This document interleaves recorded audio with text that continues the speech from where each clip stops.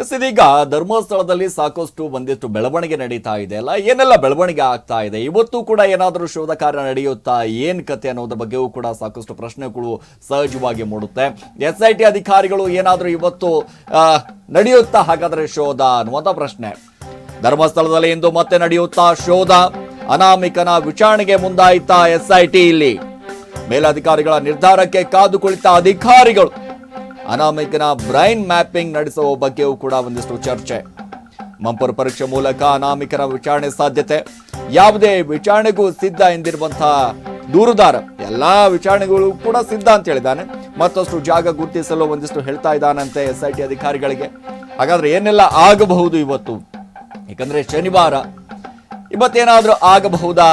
SIT ಅಧಿಕಾರಿಗಳು ಮತ್ತೊಂದು ಕಡೆ ಹೊಸ ಹೊಸ ಜಾಗಗಳನ್ನ ಅನಾಮಿಕ ತೋರಿಸ್ತಾನ ಅನ್ನುವಂಥ ಪ್ರಶ್ನೆ ಸಹಜವಾಗಿ ಮೂಡ್ತಾ ಇದೆ. ಸೊ ಹಾಗಾಗಿ ನೋಡಿ, ಧರ್ಮಸ್ಥಳದಲ್ಲಿ ಇಂದು ಮತ್ತೆ ನಡೆಯುತ್ತಾ ಶೋಧ ಅನ್ನುವಂಥ ಪ್ರಶ್ನೆ. ಅನಾಮಿಕನಿಗೆ ಬ್ರೈನ್ ಮ್ಯಾಪಿಂಗ್ ನಡೆಸಬೇಕು, ಒಂದಿಷ್ಟು ಚರ್ಚೆ ಕೂಡ ನಡೀತಾ ಇದೆ. ಯಾಕಂದ್ರೆ ಈಗಾಗಲೇ ತೋರಿಸಿರುವಂತಹ ಸ್ಥಳಗಳಲ್ಲಿ ಎಲ್ಲೂ ಕೂಡ ಬುರುಡೆಗಳು ಸಿಗ್ತಾ ಇಲ್ಲ, ಮೂಳೆಗಳು ಸಿಗ್ತಾ ಇಲ್ಲ, ಅಸ್ಥಿ ಪಂಜರಗಳು ಸಿಗ್ತಾ ಇಲ್ಲ. ಸೊ ಹಾಗಾಗಿ ಎಲ್ಲಾ ಪ್ರಶ್ನೆಗಳು ಮೂಡ್ತಾ ಇರುವಂತಹ ಸಂದರ್ಭದಲ್ಲಿ ಅನಾಮಿಕನ ಮೇಲೆ ನೇರವಾದಂತ ಒಂದಿಷ್ಟು ಅನುಮಾನ ಎಡೆ ಮಾಡಿ ಕೊಡ್ತಾ ಇದೆ. ಅದರಲ್ಲೂ ಕೂಡ ಬಿಜೆಪಿ ನಾಯಕರಾಗಿರ್ಬೋದು, ಕಾಂಗ್ರೆಸ್ ನಾಯಕರಾಗಿರ್ಬೋದು, ಒಂದೊಂದಾಗಿ ಹೇಳಿಕೆಗಳನ್ನ ಕೊಡ್ತಾ ಇದ್ದಾರೆ ರೋಶ್ನಿ. ಆದ್ರೆ ಇದೀಗ ಬ್ರೈನ್ ಮ್ಯಾಪಿಂಗ್ ಮಾಡಬೇಕಾ ಬೇಡವಾ? SIT ಅಧಿಕಾರಿಗಳ ಚಿತ್ತ ಹಿಂಗಾಗ್ಬಿಟ್ಟಿದೆ ಅಂತಂದ್ರೆ, ಕಗ್ಗಂಟಾಗ್ಬಿಟ್ಟಿದೆ. ಏನು ಈ ಅನಾಮಿಕ ನಿಜಕ್ಕೂ ಕೂಡ ಎಲ್ಲವೂ ಸತ್ಯವಾಗಿ ಹೇಳ್ತಾ ಇದ್ದಾನ ಅಥವಾ ಸುಳ್ಳು ಹೇಳ್ತಾ ಇದ್ದಾನ ಅನ್ನುವಂಥ ಪ್ರಶ್ನೆ. ಬಟ್ ಅನಾಮಿಕ ಒಂದೊಂದು ಮಾತುಗಳನ್ನ ಆಡ್ತಾ ಇದ್ದಾನಲ್ಲ ಅವಾಗ, ಇಲ್ಲ ರೀ, ನಾನೆಲ್ಲರೂ ಕೂಡ ಸತ್ಯವಾಗಿ ಹೇಳ್ತಾ ಇದ್ದೇನೆ, ನಾನಾಗಿ ಸುಳ್ಳು ಹೇಳಿ ಅನ್ನುವಂಥ ರೀತಿಯಾದಂಥ ಮಾತುಗಳು. ಸೊ ಇವತ್ತು ಮತ್ತೆ ಏನಾದರೂ ಶೋಧ ನಡೆಯುತ್ತಾ, ಏನ್ ಕತೆ? ಯಾಕಂದ್ರೆ 13ನೇ ಸ್ಪಾಟ್ ಬಿಟ್ಟು ಮತ್ತೆ ಬಗಲೇಗುಡ್ಡ, ಕನ್ಯಾಡಿ, ಬೇರೆ ಬೇರೆ ಪ್ಲೇಸ್ಗಳನ್ನ ಇದೆಯಲ್ಲ, ಇವತ್ತು ಕೂಡ ನಡಿಬಹುದಾ? ಏನ್ ಕತೆ, ಏನ್ ಬೆಳವಣಿಗೆ ಆಗಬಹುದು ರೋಶ್ನಿ ಇವತ್ತು? ಎಸ್ ಸಿರಾಜ್, ಬಹುಶಃ ಇವತ್ತೆಲ್ಲೋ ಈ ಒಂದು ಶೋಧ ಕಾರ್ಯ ನಡೆಯೋದು ಬಹುಶಃ ಡೌಟ್ ಅಂತ ಅನಿಸ್ತಾ ಇದೆ. ಯಾಕೆ ಅಂತಂದ್ರೆ ಈಗಾಗಲೇ ನೀವು ನೋಡಿರ್ತೀರಿ ಯಾವ ರೀತಿ ಬೆಳವಣಿಗೆ ಆಗಿದೆ ಅಂತ ಹೇಳಿ. ಹಾಗಾಗಿ 13ನೇ ಸ್ಪಾಟ್ ಇರಬಹುದು. ಈ ಒಂದು 13ನೇ ಸ್ಪಾಟ್ ಅಲ್ಲಿ ಆಗಿರುವಂತಹ ಬೆಳವಣಿಗೆ ಇದೆಲ್ಲವೂ ಕೂಡ ನೋಡಾದ್ಮೇಲೆ ಬಹುಶಃ ಇವತ್ತು ಡೌಟ್ ಅಂತ ಅನಿಸ್ತಾ ಇದೆ. ಅಂದ್ರೆ ನಮಗೆ ಇರುವಂತಹ ಸೋರ್ಸ್ ಪ್ರಕಾರ, ನಮಗೆ ಇರುವಂತಹ ಮಾಹಿತಿ ಪ್ರಕಾರ ಬಹುಶಃ ಇವತ್ತು ಡೌಟ್ ಅಂತ ಅನಿಸ್ತಾ ಇದೆ.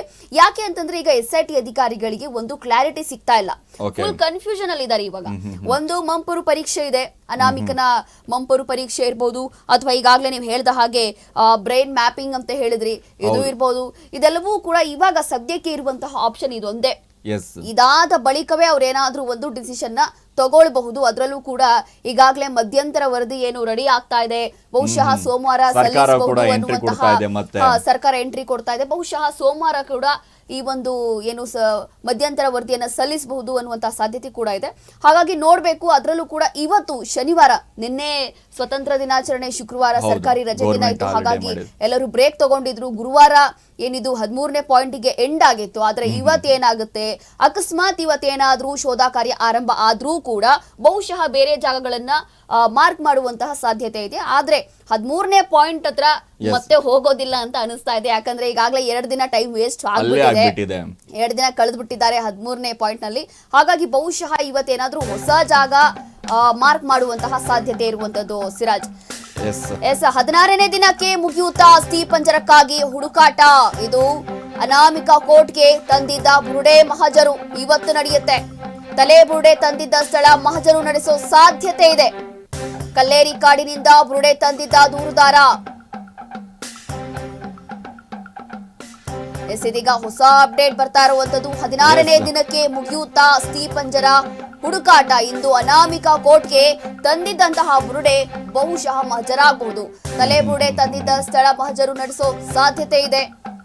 ಕಲ್ಲೇರಿ ಕಾಡಿನಿಂದ ಬುರುಡೆ ತಂದಿದ್ದ ಈ ದೂರುದಾರ.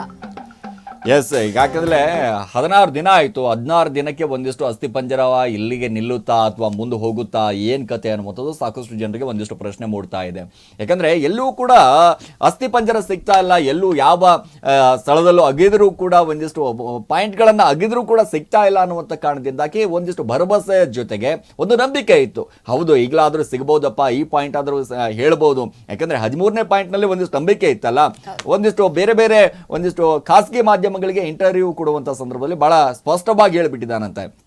ನೋಡಿ ಈಗ ಏನು 13ನೇ ಸ್ಪಾಟ್ ಅಗಿತಾ ಇದ್ದಾರಲ್ಲ, ಕಳೆದ 2-3 ದಿನಗಳ ಹಿಂದೆ ಏನು ಅಗದ್ರಲ್ಲ, ಆ ಸ್ಥಳದಲ್ಲಿ ನಾನು 80 ಶವಗಳನ್ನು ಹೂತಿದ್ದೀನಿ ಅಂತ ಒಂದು ಖಾಸಗಿ ಮಾಧ್ಯಮಕ್ಕೆ ಇಂಟರ್ವ್ಯೂ ಕೊಡ್ತಾನೆ.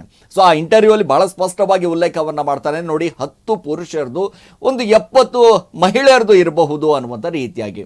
ಬಟ್ ಒಂದೇ ಸ್ಥಳದಲ್ಲಿ ಅಷ್ಟೆಲ್ಲ ಆಗಿದ್ರು ಯಾಕೆ ಇನ್ನೂ ಕೂಡ ಸಿಗ್ತಾ ಇಲ್ಲ? ಅವಾಗ ಹೇಳ್ತಾನೆ, ನೋಡಿ ಪ್ರವಾಹ ಬಂತು, ಸ್ಥಳ ಬದಲಾವಣೆ ಆಗಿರ್ಬೋದು, ಅಷ್ಟು ಎಲ್ಲಿ ನಾನು ಗುರುತಿಡೋದಕ್ಕೆ ಒಂದಿಷ್ಟು ನೋಡಿ GPR ಒಂದಿಷ್ಟು ಗುರುತಿಡಿಯೋದಕ್ಕೆ ಆಗ್ತಾ ಇಲ್ಲ ಅಂತದ್ರಲ್ಲಿ ನಾನು ಹಿಂಗೆ ಗುರುತಿಡಲಿ ಅನ್ನುವಂಥ ಲೆಕ್ಕಾಚಾರದಲ್ಲೂ ಕೂಡ ಮಾತಾಡ್ತಾ ಇದ್ದ.